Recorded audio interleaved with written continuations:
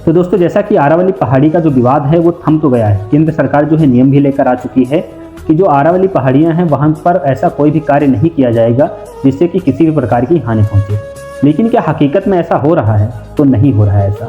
वहाँ पर अभी भी अवैध तरीके से खनन चालू है और वहाँ पर किसकी सरकार है, कौन से ऐसे मंत्री हैं, क्योंकि आए दिन वीडियो वायरल होते रहते हैं और पता चलता रहता है कि वहाँ पर अभी भी दिन के टाइम पर भी माइनिंग की जा रही है, जिससे कि वहाँ जो आसपास में लोग रह रहे हैं, जो गांव में लोग रह रहे हैं, उनके लिए जीवन यापन करना बहुत मुश्किल हो रहा है। और अगर ऐसे ही चलता रहा तो एक टाइम ऐसा आएगा कि आरावली जो पहाड़ियाँ हैं वो बिल्कुल समाप्त हो जाएंगी और जो रेगिस्तान है वो फैलकर दिल्ली एनसीआर तक आ जाएगा।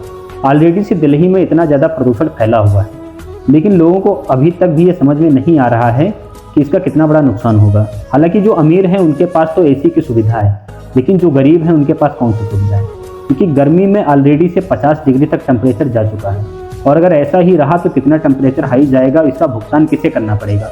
इसका भुगतान उन लोगों को करना पड़ेगा जो गरीब हैं, मिडिल और लोअर मिडिल क्लास से आते हैं, जो बहुत ही मुश्किल से अपना जीवन यापन कर रहे हैं और बड़ी ही मुश्किल से अपने बच्चों को पढ़ा रहे हैं।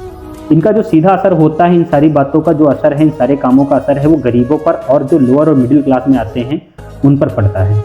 लेकिन क्या ये ऐसे ही चलता रहेगा? इस पर कोई भी सख्त कार्रवाई नहीं की जाएगी? अगर ऐसे ही चलता रहा तो जो आम लोग हैं उनके जीवन का क्या होगा? कोई भी उनके जीवन के बारे में क्यों नहीं सोचता है? बाकी आप लोगों का क्या कहना है? आप लोग भी कमेंट कर अपनी राय जरूर दीजिएगा।